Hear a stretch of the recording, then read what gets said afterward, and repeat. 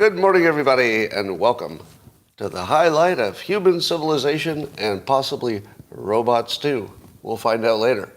If you'd like your experience, which will be really unparalleled today, does it seem a little dark? I think I need to add some light. You can upgrade your performance, and all you need is a cup or a mug or a glass, a tankard, chalice or stein, a canteen, jug or flask, a vessel of any kind. Fill it with your favorite liquid. I like coffee. And join me now for the unparalleled pleasure of the dopamine of the day, the thing that makes everything better. It's called the simultaneous sip, and it happens now. Go! Yeah. You know what I need is just a little bit more light on this side. Pardon my close-up. There we go. Perfect. Question.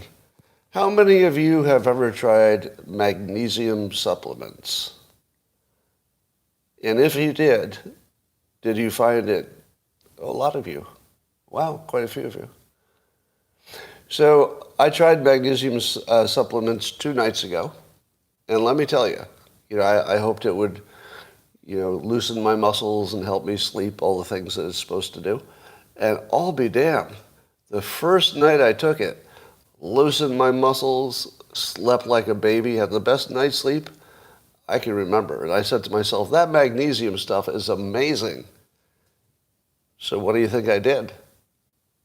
Well, of course I did it the second night, because the first night was so successful. The second night, up all night, totally buzzed, and all my muscles are sore. Absolute opposite. Now, which one of those is real? Yeah, should I take it again? If I got the effect once, that was probably in my imagination. And then the second time, aggressively the opposite. Aggressively the opposite. How do you know if your supplements work? Does anybody know if their supplements work? How could you possibly tell? Because you can't tell experientially, and there's no science to back it. I don't even know if the magnesium that I bought, because I got some special powdered kind that's you put it in water, it's supposed to be better. I don't even know if it works. Should I keep taking it?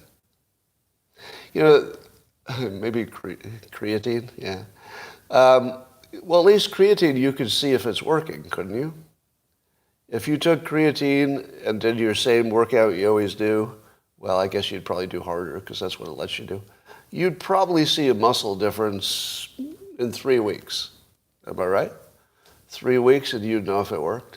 But how in the world will I ever know if magnesium is working? I don't know what to do about it because I feel like I need it. And on the other hand, I don't want to be that sucker who took a unnecessary mineral for decades.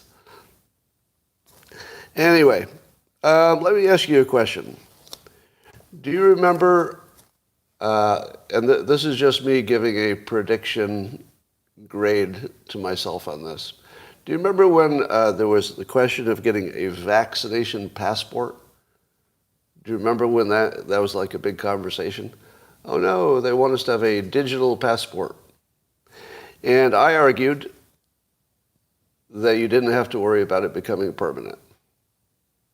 Did it become permanent? Do you have a digital passport? Okay, so I'm just checking our predictions because remember those of you who fought me like weasels said no, the vaccine passport is just their backdoor way of getting you to a digital passport, and I said probably not. They're probably just trying to figure out if you're vaccinated, and if it's if they ever did a digital ID, that would be a separate process. So I think I was right. I think I would say my prediction was right. That was not a slippery slope per se, but there might be a digital ID. I think the odds of a digital ID are close to 100%. Would you agree? The odds of someday the government requiring a digital ID, probably 100%. Yeah. And I would say the loss of privacy complete loss of privacy or something like it, that's also 100%. There's some things that I don't get into the philosophical argument about because there's not two ways it could go. There's only one way digital IDs are going to go. Someday, maybe not your generation, maybe you'll outlive it, but there will be digital IDs. There's no doubt about it. Just because we can, and it's just too sticky an idea, there'll be too many economic benefits. The free market will sort of force you into it one way or another. So I'm not saying I'm in favor of it. I'm just saying there's nothing that would stop it. Same with digital money. Do you really think you're going to be paying for stuff, or let's say other people? Do you think your grandkids are going to be paying for stuff with pieces of paper they carry around in their wallet? Does anybody think that's the future? There's not even a slight chance of that. No, digital money is not something that can be stopped. It just can't be. There's just no way that the future looks like today with pieces of paper for money. All right. And again, I'm not saying it's good or bad. It just is. It's just going to happen.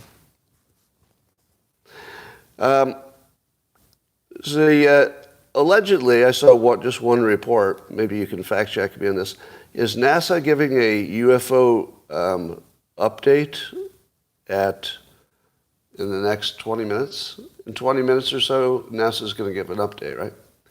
If anybody's watching that at the same time, or you've got another device, if they break any news, can you let me know in the comments? Here's what I anticipate. There are suspicious things that we don't know about. Here's another video of a suspicious thing we don't understand. Here's some reports of some pilots who saw some suspicious things we don't understand. It's always going to be the same. Don't you wish one day they'd just say, well, I know we weren't planning to do this, but I'll open up my suitcase and here's Mizorba, the alien that we just captured. Here he is. Everybody take a look. Captured alien. Right here. All right. Put him back in the bag. Oh, sorry. We got to take him back to Area 52 or whatever it is. Don't you just want to see one day they actually come through with some real alien stuff? Give us some alien stuff. But you know why we won't see it today? There's a very good reason you will not see a UFO, news breaking big situation. Why? Why will it not happen today? Because there's no story they're trying to divert you from. As soon as there's a big story that's bad for Democrats, there's going to be a UFO story. Let me tell you, there's going to be the UFO story of all UFO stories. They're going to produce actually a family of UFOs with like children, and the UFOs will have their own pet. There's going to be like the full spaceship. You're going to get a tour of it. Yeah, that'll be the day that we find proof that Joe Biden was taking bribes. Full UFO. We're just waiting. All right, not really, but it feels like that. Wall Street Journal is reporting on the ongoing decoupling of business from China. A couple of facts I thought were interesting. Did you know that 31% of global manufacturing happens in China? Nearly a third of all manufacturing relevant to the entire world happens in China. Now, I knew it was a lot, but when you hear the actual number, it's kind of scary. You thought it was 32%. Well, you fool. You fool. A lot of people thought it was 32%. Fools. It's 31%. My God, how could you be so off? But the news is talking about the difficulty of companies finding alternatives. So the situation is there's no company that really loves being in China because of the risk.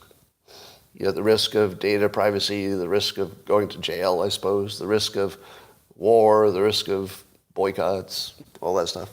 So there's no company who wants to be in China. They just don't have options. So even Musk is saying that decoupling from China doesn't make sense.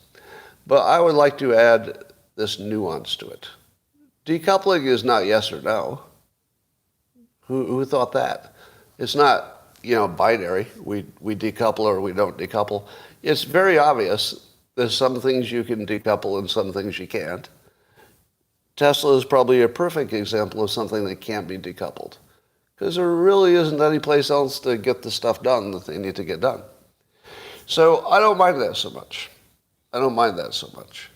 People, I think business needs to do what business needs to do, and they need to look for alternatives, which do not exist. So apparently Vietnam is already full. Everybody who thought they were going to move their manufacturing to Vietnam, good luck. All the buildings are rented. Basically the industrial capacity just filled up immediately because people were looking for alternatives. Now that's going to be the same thing for India, et cetera. They're all probably just smashed. But I'll say it for the millionth time. We should have a long-term plan to convert the cartels into something like a manufacturing base. Because the alternative is they're going to go away. And I think somebody like a Trump, somebody like a Ramaswamy, somebody who's going to be tough on the drug business, I think they could just say, here's your two choices. Work with us productively to turn you into a legal business of some form where you can be useful, and basically we'll let you repatriate into something like a useful citizen in Mexico, and we'll all win. There is a way everybody wins. It just would take somebody like a real maverick personality to get all those people to actually move in the same direction. I do think it's possible, though. So, what else? So I guess Trump went after Kayleigh McEnany today, which disturbed a lot of people because Kayleigh McEnany is super popular.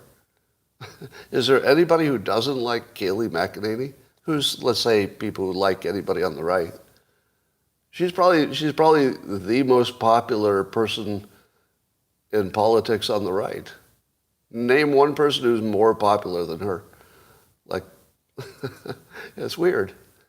So anyway, once again, Trump does something that you wouldn't do, but may I remind you that you didn't become president. So let me just point this out. It needs to be said. Trump does a lot of things you wouldn't do. It made him president of the United States. Now he's doing more things that you definitely wouldn't do. It looks like a terrible idea. The net result will probably be president of the United States again. So you have to be really humble when you criticize Trump for doing something you wouldn't do. Do you get that? It's hard for me to be humble. I mean, it's really hard work. I have to put all of my energy into it. Be humble. Be humble. Can't do it. But I can do it in this case a little bit. My first reaction is the same as Dave Rubin. I saw him tweeting on it. My first reaction is the same as yours, probably. Well, that's a terrible idea. That's like the worst idea I've ever seen. Publicly going after Kayleigh McEnany, who was a loyal supporter of his administration, just because she might be a little bit too pro DeSantis, or even just balanced. Maybe her new job requires her to be balanced, and that's not a good look. Well, here's the argument for why it might be a good idea that looks like a bad idea to every one of us. You ready for this? And I want to remind you, it's not going to be my job to defend Trump for everything he does. But I do think explaining him is useful. Would you agree? If you don't take it as defending, I'm going to just talk about everybody's pros and cons. Because in terms of support, I'm just going to support whoever's the toughest on fentanyl. I'm a single-issue voter. But let me talk about everybody, all right? So here's the argument for Trump going hard at McEnany when nobody in the world thinks that's a good idea. It goes like this. Trump creates a pattern in which if you do what he wants, he will praise you and help you, and you're definitely on his good side. But you're not just on his good side. You're really on his good side. He might, promote your book. If you have a book, he's going to tweet it. But if you're against him, you're really against him. So he doesn't do the nuanced thing. It's like, oh, you're a good person, but we disagree on the policies. You're either a superstar or you're dead, right? So the Trump world, there are superstars, people who support him, and then you're just dead to me. Nothing in between. That is super, super good persuasion. I've even described the most persuasive person I ever worked with who did exactly the same thing. She became the model for the Alice character in the Dilbert comic. And what she did at work, because I worked with her, she was a real person, still is a real person. If somebody helped her out, let's say she asked somebody in a different department to do something, and they actually did it, she would buy them flowers. Like come to work with flowers, just for doing their job, just for doing something she wanted. She would then take the opportunity to talk to that person's boss, that was usually not her own boss, but a different boss, to tell them what a superstar he had, or she. Oh my God, your employee, this one employee, that's your best employee. Man, have you thought about a promotion or a raise? Man, that one employee is just killing it. Now that's what you would get if you did what she asked you to do for her benefit, for her job. What would happen if you didn't? If you didn't, she would actually try to get you fired. There was nothing in between. You were either helping her, which made you a superstar, or she would actually go to your boss and say, you should consider replacing this person, because every time I ask for something, they can't get it done. Now remember, this wasn't a manager. This was just a rank and file engineer. And this one engineer had insane power over the entire structure because everybody knew there was only one person in the game who could either make their career or end it. And it was a coworker.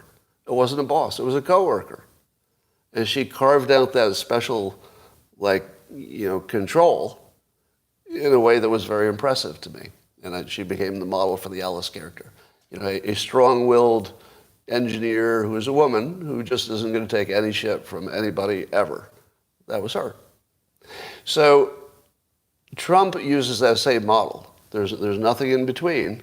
So if you're thinking of being in between, you better get off the fence, because the fence is a dangerous place to be in the world of Trump. You just better be on his side. Now, here's a question for you. I've gone from more, let's say, complete Trump support to being completely willing to think he would be the best choice if he gets the nomination. But my first choice would be somebody younger. It's time for somebody younger. Do you think I'm going to be targeted? Do you think Trump will come after me? Probably not. Probably not. Because here's what I probably won't do. What I probably won't do is come up with some bogus attack on Trump that doesn't make sense. If I did that, I'd probably get attacked. But I'm just going to talk about what he does well and what other people do well and what the other side does well. And we'll just see who does well. And if somebody does poorly, we'll call that out as well. All right. Saw a tweet by Mehdi Yacoubi about the high rate of depression in men. And this data is mind-blowing, but completely believable. So I'm going to tell you things that will make your head explode, but in my opinion, it looks about right, unfortunately. 40% of all men show depressive symptoms. 40% of all men. 44% of all men had thoughts of suicide in the prior 2 weeks, with younger men showing the highest rates. 44% of all men thought about killing themselves in the last 2 weeks. 44% of all men thought about killing themselves in the last 2 weeks. That's almost impossible to hold in your head, isn't it? That there's some statistics that are so upsetting that it's just hard to hold it in your head. It just hurts. How about 40% of all men say they trust one or more, quote, men's rights, anti-feminist, or pro-violence voices from the, quote, manosphere. So that would be like an Andrew Tate sort of person. So 40% of men are drawn to something like an Andrew Tate. And nearly half of younger men say they trust such voices. Do you know why they trust those voices? Why do they trust people like Andrew Tate? Because he's not lying to them. Now, just to be clear, I'm not a fan of Andrew Tate. I hate him personally, but for personal reasons. It is, however, true that what makes him popular is that he says things that are true that you're not supposed to say out loud.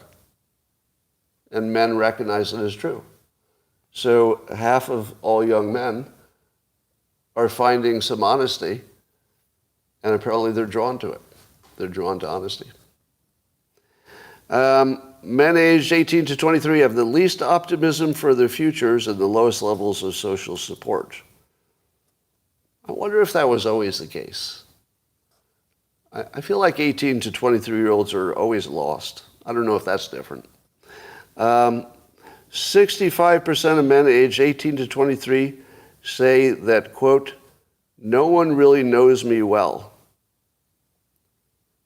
2/3 of all men don't have a friend. Just hold that in your head for a minute. 2/3 of all men, but between 18 and 23, say that no one really knows me well. They don't have any friends. Is that because of the digital world? Like, what causes that? Or has it always been true? We just didn't know it. So I'm going to leave you with this one thought. Imagine if men actually were not trained to lie about their opinions and feelings. Do you know how big of a problem that is? That men have been trained to lie about their opinions and their feelings. Just lie about everything. Because nobody wants to hear a man complain about themselves. Nobody wants to hear a man complain about themselves. We are very tolerant of women and children complaining because we think, oh, if I know what's wrong, maybe I can fix it. So men are very, very accepting of other people's problems because sometimes we feel that's our role in life is to go solve those problems. So of course we need to know about them. Then we go solve them. But who solves men's problems? Nobody. Nobody gives a shit. So if men complained, what good would it do? Nobody's going to come solve their problem. It just makes them look weak and adds to their problems. So when men complain, it makes their problems worse because nobody's going to help, but they'll think you're a wimp. If women complain, men say, well, that's a perfectly reasonable thing to do, or a kid complains, and you go solve that problem, help them out. So I don't know where the breaking point is, but men, the category of men, is completely broken. Would you agree? Yeah, the whole category of men is just broken. Now, maybe that's true of everybody. Maybe it's true of women. I just don't have as much of a window into that world. But yeah, the life of men is just completely shit. All right, here's a question. Geraldo is pushing the idea that the Democrats should offer, I guess Biden, a pardon or some kind of clemency for Trump for anything he may have done or didn't do, and in return for him not running for president. What do you think of Geraldo's plan? That Trump gets a full pardon for anything imagined or actual, and in return, he agrees to not run for president. Now, Geraldo is Trump's friend. Imagine if it wasn't his friend. So we can assume that Trump might be tough on Geraldo for making such a suggestion. I I would say that's not something that's going to happen, but it would be funny for Biden to offer it. I hate to say it. If it were reversed, I would probably recommend that Trump offered it because it makes the other side look guilty. Am I right? You offer pardons to people because you assume they're guilty. You don't give a pardon to somebody who's not guilty. What would be the point of that? So if Biden were to offer Trump full pardons for everything, even if Trump rejected the deal, it would send the signal that he's guilty. So in terms of a persuasion play, it's pretty good. But I don't know why Geraldo is recommending a persuasion play for the Democrats. I'm not sure what that's about. Especially since it's not going to happen. All it would be is a persuasion play. All right, I'm going to call out the Daily Caller for fake news today. They reported that Target and Bud Light have lost a whopping $28 billion combined amid marketing decisions about transgender stuff. Do you think that's true? Do you think Target and Light have lost $28 billion? On paper? Do you think they lost it on paper? No, nothing like that has happened. Nope. Nothing like that has happened. There are no losses. Yeah.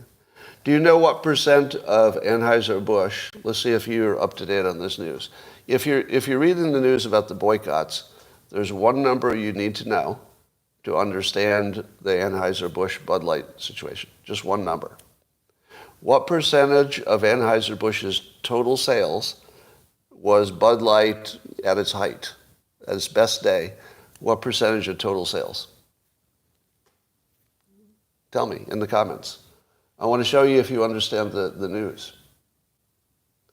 All right, I'm going to read out some of your answers. They go from 1% to 25%. 25, so this isn't one of those joke ones where I go 25. So forget about the 25. That's not where I'm going with this one. Yeah, the answer is 1%. Now, so of the total Anheuser-Busch, only 1% was Bud Light. And how much did the Bud Light go down in sales? About a 25%, something like that, 27%. So it's 0.27%, right? It's maybe a quarter of 1% is the full risk. Now, in the context of that 1% going down a little bit further than 1%, the other business of Anheuser-Busch was stronger. So Anheuser-Busch's profits went up. They just didn't go up, just not quite as much as they could have if there had been no boycott. Anheuser-Busch basically didn't even bat an eye. There's like no difference at all. Now, their stock is temporarily down. How much did that cost Budweiser or Anheuser-Busch that their stock went down? They don't own that stock. They don't own the stock. The investors own the stock. You and I own the stock because I own a, well, no, I don't. I own an index fund, but if it had been in there, I would own it. It's a foreign company, right? So I don't own that in my Fortune 500. So, right? It's a German company? Or is it Netherlands? What is the nationality? It's Belgian? Belgian, all right. Why is it Belgian? That's so weird. All right, there's a reason that Belgian is funny that you don't know on the YouTube link, but the people on Locals know that there's a backstory with a Belgian. It has to do with a comic that's upcoming. Anyway, well, I'll tell you since I've been so bad. In the Dilbert Reborn comic that you can only see by subscription now, Dave the engineer will be asked to be the head of DEI, and he's going to add diversity by hiring a Belgian, which will be not the right answer. So that's upcoming. There'll be a comic on that coming up. Anyway, so here's what will likely happen. Anheuser-Busch, their stock probably went down, And do you know what's going to happen next? It will float back up. The stock price follows profits. In the long run, always. Right? That's just a rule. So if your company has a certain level of profitability, your value of your company's stock is going to only trade within a narrow range. And that's not going to change unless your profitability changes wildly at the same time. So Anheuser-Busch's profitability stayed exactly the same, but their stock took a dump. What is going to happen next? Only one thing. If the profits stay where they are, or even increase as they have been, the stock will drift back to where it was. There's nothing else that can happen because the free market will just guarantee it.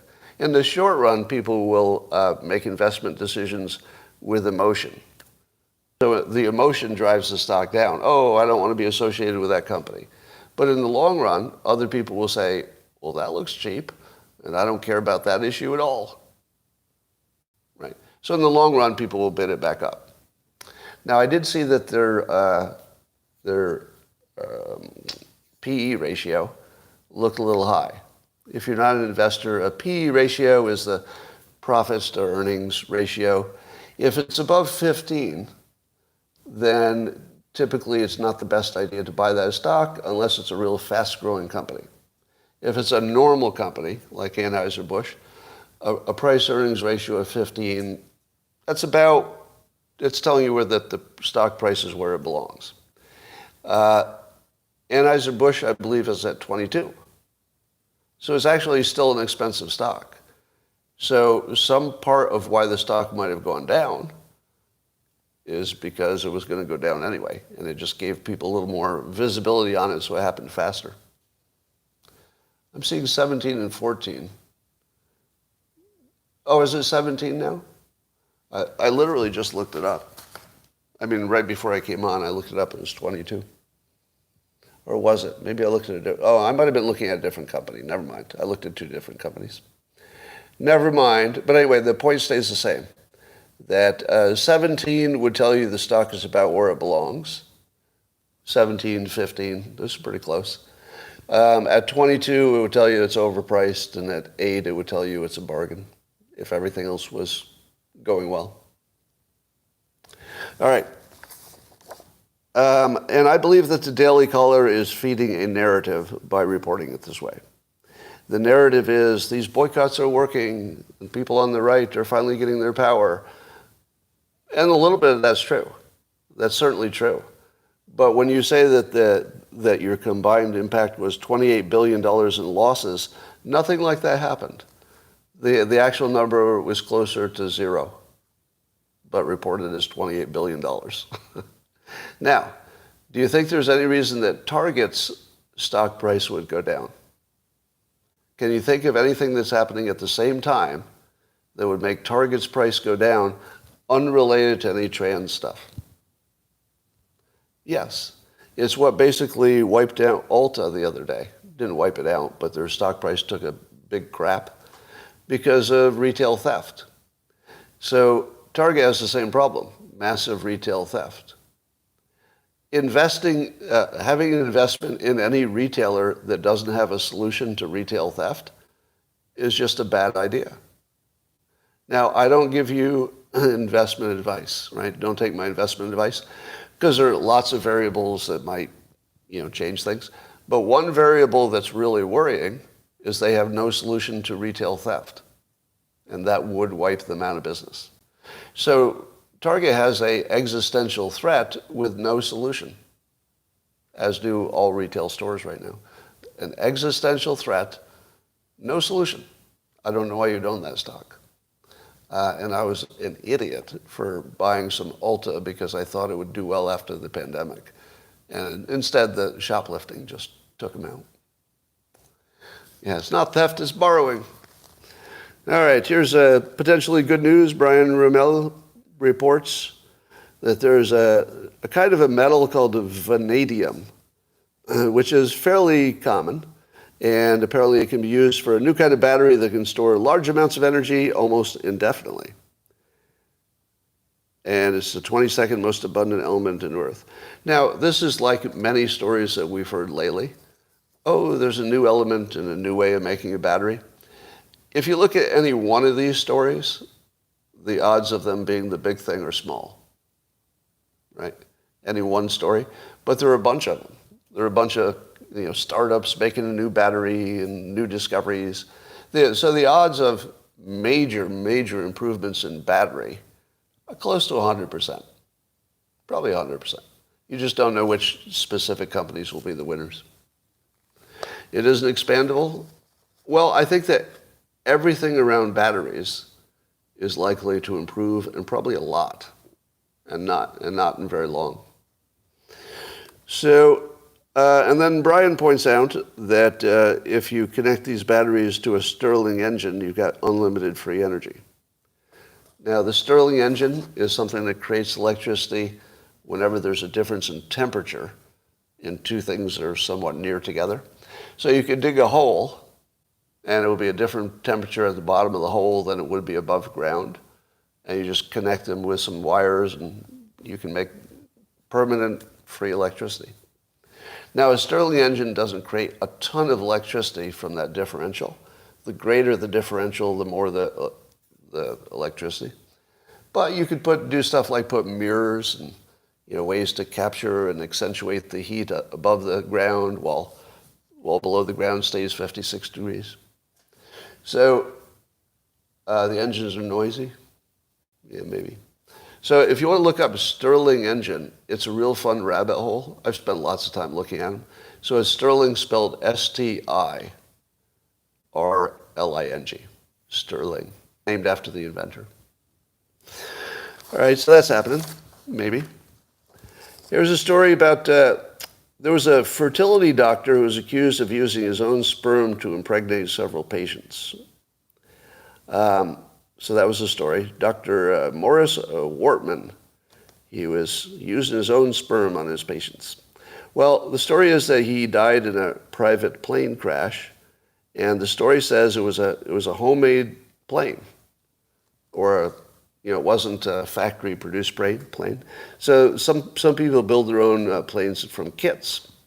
So it was an experimental aircraft, and it went down when, quote, the preliminary findings indicate that, quote, the wings of the aircraft became detached from the fuselage.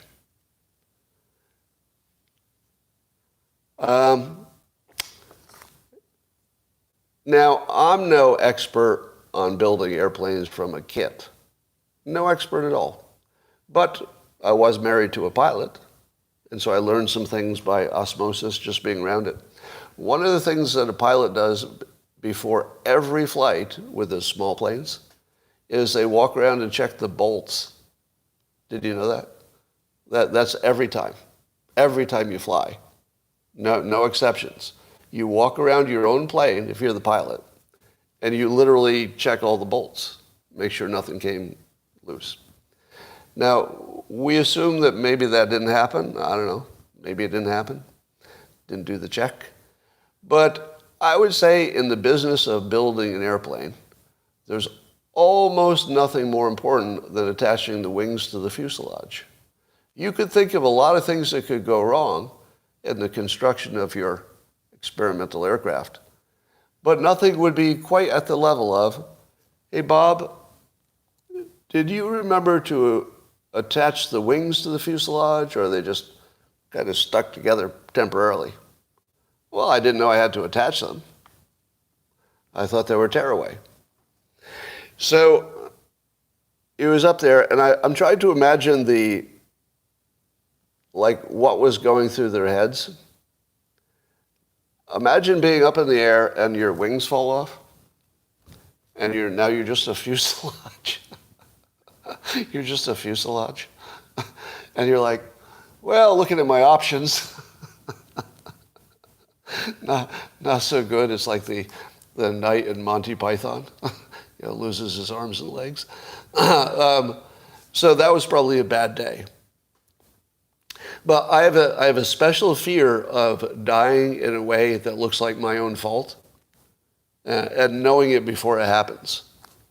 So while the entire thing is a tragedy, there were deaths, there were 2 people who died. So that's a tragedy. We can't lose sight of that. But from the time that the wings fell off to the time that they hit the ground, they not only had to be, experiencing the terror of the situation itself, but whoever was in charge of building this thing is thinking, I knew I should have attached those. I thought about it. I thought, attach the wings, and then I got distracted. Yeah, it would feel very bad as you're plunging to your death. Now, let me give you a story of small aircraft danger. So when my ex-wife was learning to fly, one of her flights was with an instructor who had been a military pilot. So the military pilots have, real good training for emergency everything. So they get up in the air, and they're, at maximum height, and they lose their engine. They just lose their engine. And they're like, I don't know, a mile in the air with no engine. And it's not going to come back. So I don't know if I imagine the instructor wasn't flying until the problem happened. I think he took over when the problem happened. But they weren't too far from the airport. So they'd just taken off from a small airport. So there was plenty of time to glide back to the airport because they had just taken off. And for the small planes, they do learn how to glide them back. So it wouldn't be that much of a problem. Scary as hell. But for an experienced pilot who's right above the airport, and it's a small airport, so they can just tell everybody to chill for like 20 minutes, you can just tell everybody to chill, and then, you just do your landing. Except the pilot says, the guy who owns the plane, who was the head of the flight school, he's going to be really pissed if we don't get this home. Because if you leave your broken airplane at another airport, it's just harder to get it fixed, right? So he's like, I think we should glide to the other airport, 12 miles away. And my ex-wife said, all right. He glided 12 miles to the other airport, the home airport, landed perfectly. No problem at all. It wasn't even hard. He was a very good pilot. He just glided 12 miles, took it in, first try. Yeah, that's pretty baller. Now, if you ever have a chance to be the spouse of somebody who is learning to fly a small aircraft, good luck. Good luck. Because I heard that kind of story more than once. That wasn't the one time something bad happened in the air. It wasn't the one time. So yeah, that's scary stuff. All right, well, apparently the doctor built that airplane by hand, and he did a lot of bad things by hand. I'm just going to leave it right there. Trump said he would sign an executive order to end birthright citizenship should he become president again. Now you're going to say to yourself, Scott, he can't do that. It's in the Constitution. The Constitution gives the birthright citizenship. If you're born here, you're a citizen, period. And there's no way that the president can change that with just some executive order. Or is there? Or is there? The executive orders, the way they work is they alter the interpretation of existing laws and constitutional stuff. And apparently there is a not a terrible argument that the original 14th Amendment had a specific purpose, which was the children of slaves. So they wanted to make, correct me if I'm wrong, I believe the idea was that the children of slaves would be guaranteed citizenship, which is weird that was ever a question, which is amazing to me. But, and then it got extended, it got generalized and used for everybody after that. But the argument would be that the executive order would do nothing but interpret the Constitution in a more original way, a more original interpretation. Now, it might survive the challenge in the Supreme Court, and it might not, but it's not a terrible idea. Not a terrible idea, if that's what you wanted to do. In terms of, is it legal enough? It might be. Might be. It'd be an interesting challenge. I don't know who would win on that. All right, I've got a question for you that because I see so many videos of people getting beaten up online. Did you see the video of the Marines who were surrounded by the teenagers and the teenagers were beating them up on the beach? And the Marines were curled up in fetal positions, and they were just taking the beatings. And you've probably seen a lot of, especially school beatings, where the student who's the victim will just curl up and just take the beating, and it just goes on what seems like forever. But they don't fight back. Once they get in that fetal position, they just stay there. And even when they're being punched in the head and kicked in the head, they just stay there. And I have this question. Is that your best strategy? Because I can't imagine doing it. Like my brain can't even process that.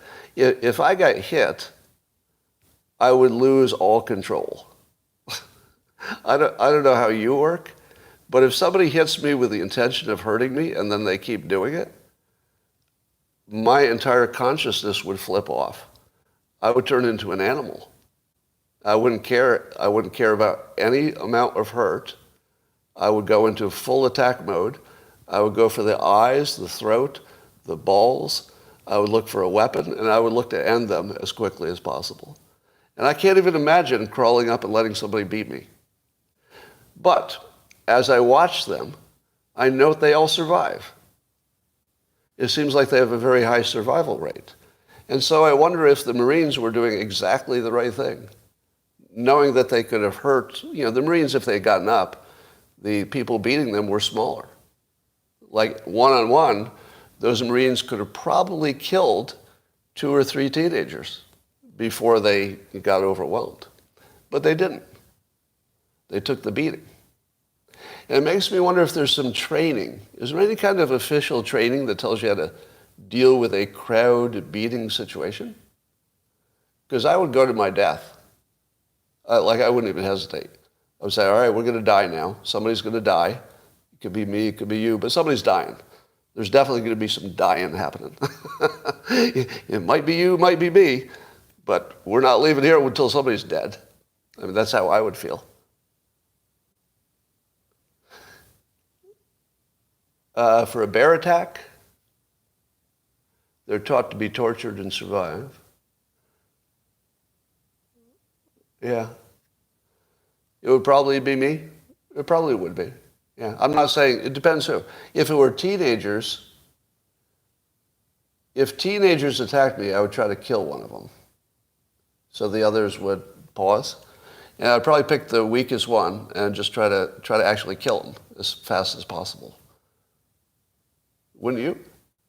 I think if you kill one, it just changes the dynamic. So you got to kill one right away. That's what I would have done. All right. But don't take my advice on that either. Rasmussen has a poll of what Americans think about who's winning in Ukraine.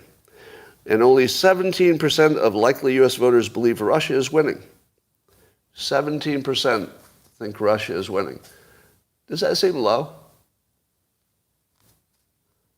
Does that seem like an opinion that people came to on their own?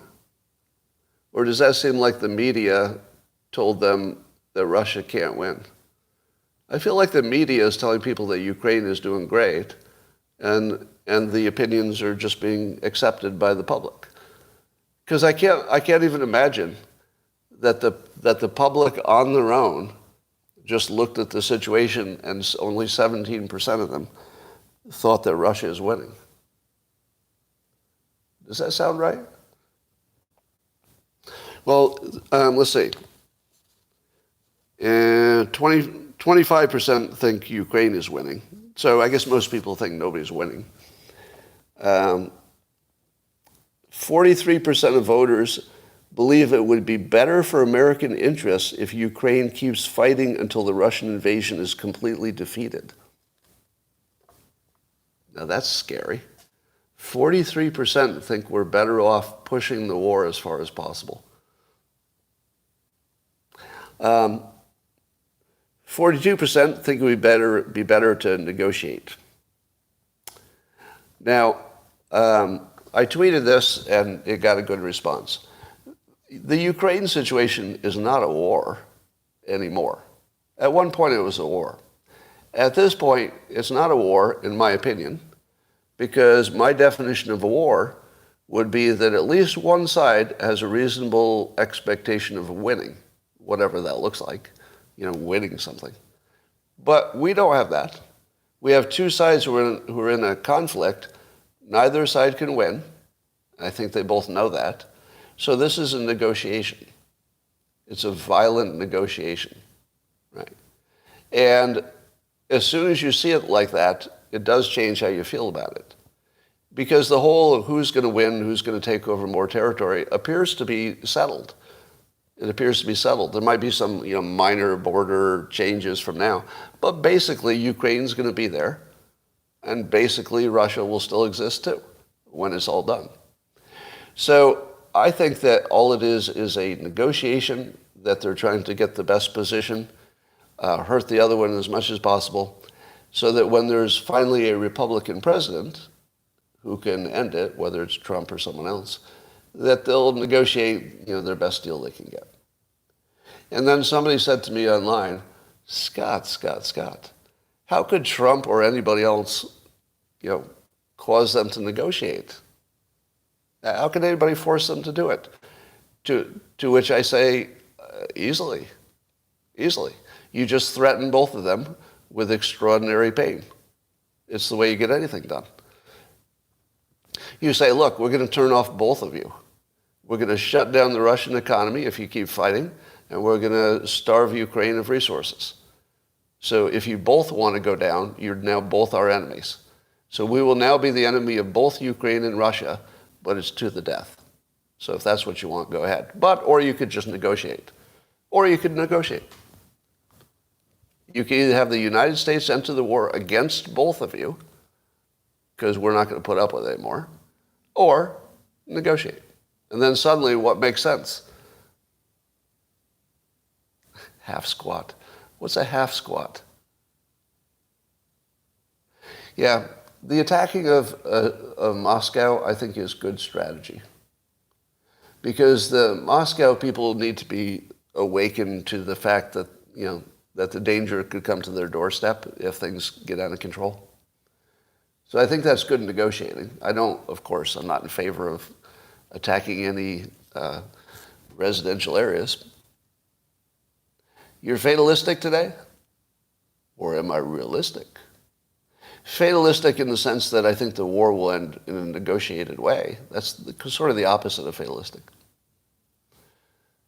Andrew, never give Scott Adams any real power. You don't think I have real power? It's a little too late for that. But good luck. So there's more rumors that Prigozhin, the head of the Wagner Group, might want to take over Russia and take over Putin. And when asked about it, Prigozhin said, his army isn't that powerful.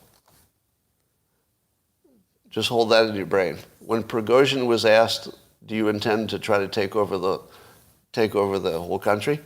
He said, my army isn't that powerful.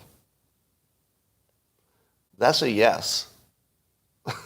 that is yes. He does want to take over the country. But he's also being very clear that it could not be done by militarily beating the Russian military. However, that wouldn't be the way you do it. That wouldn't be the smart way to even do it. The smart way is to become more of a symbol of success than Putin is.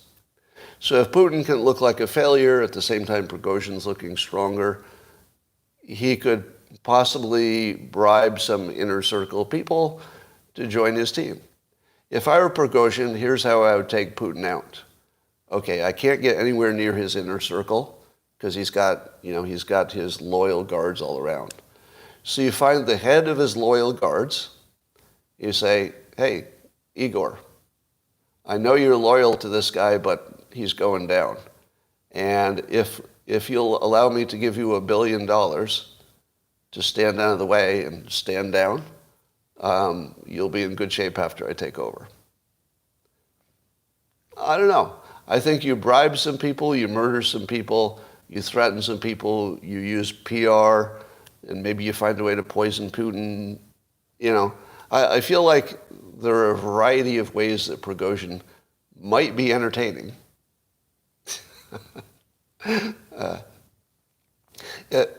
I'm seeing somebody who believes something that Andrew Tate said.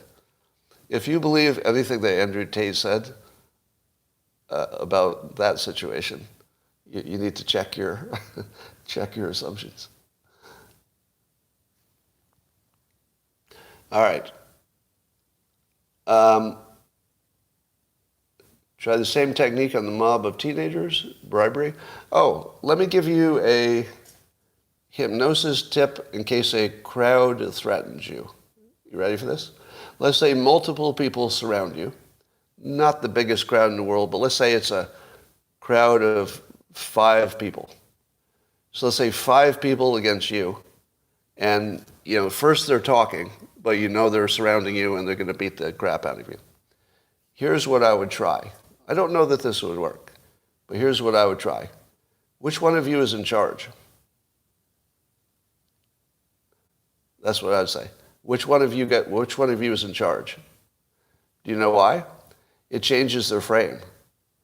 If their frame is we're going to beat the shit out of you, and you change it to who's in charge, suddenly you've created some infighting because they hadn't thought of it that way. Well, I don't know, who's in charge? And you say, I just want to talk to who's in charge. And then if they won't tell you who's in charge, you pick one. You pick the big one. You say, you look like you're in charge. Am I right?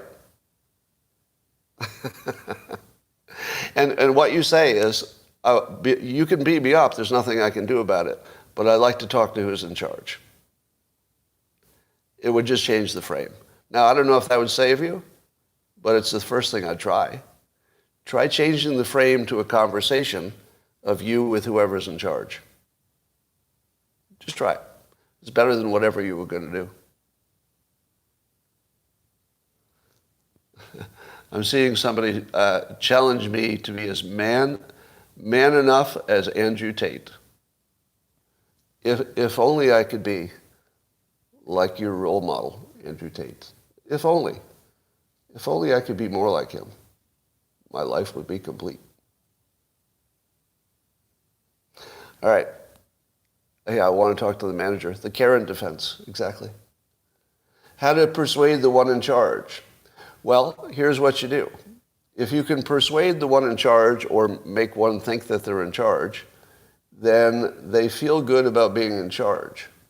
And that will replace the dopamine that they were going to get by punching you to death.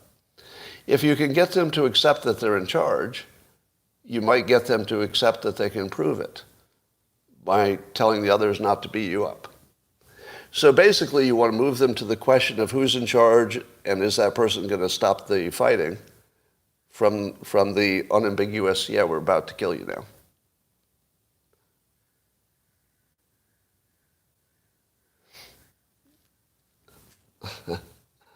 now. Tate says roll with lots of friends. How'd that work out? We're all Tate's friends right now. Trying to get him out of jail.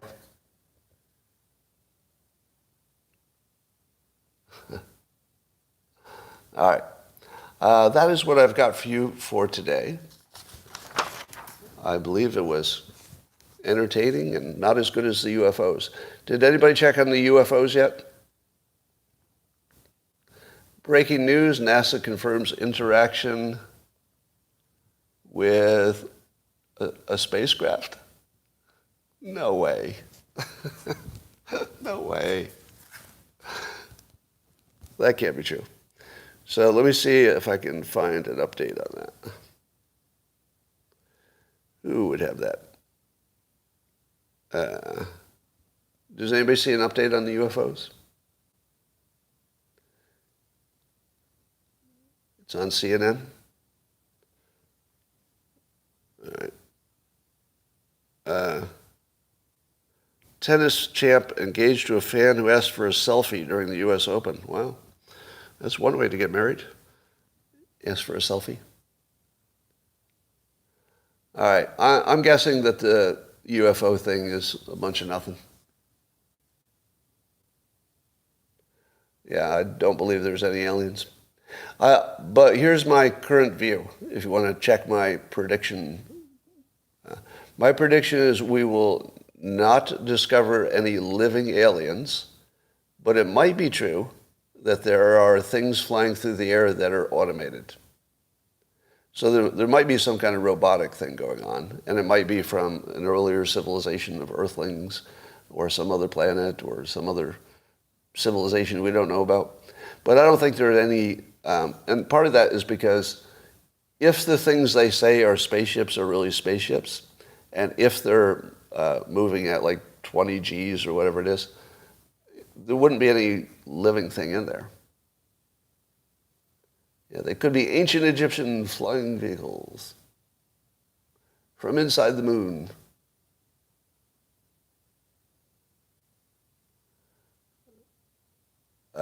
Digital UFOs. Could they be silicon-based life forms? Oh, they could have AI. Oh, how about that? What if the ships do have AI and it's sentient? That would be able to withstand any amount of Gs. Oh, that could be. Maybe it's a digital AI. That's possible.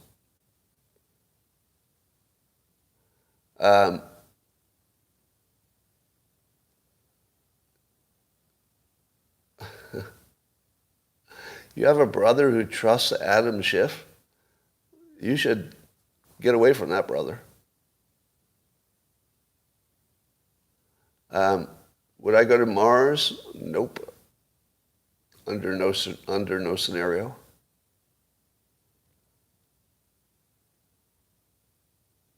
All right. All right, here we go.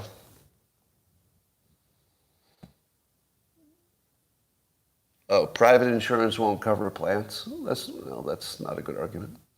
The head of the Pentagon's newly formed has said the existence of intelligent aliens has not been ruled out. Oh, but no evidence. Okay.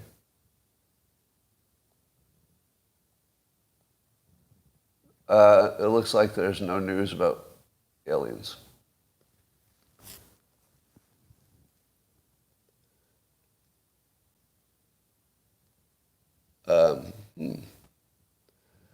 Would you go to space? I doubt it. You need to do more research.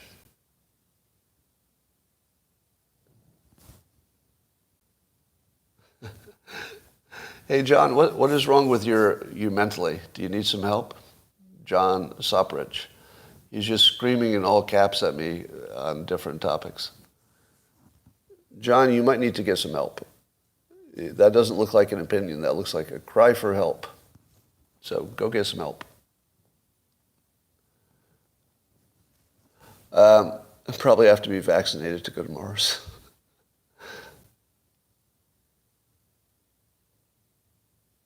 Would I go to an underground farm? Probably not.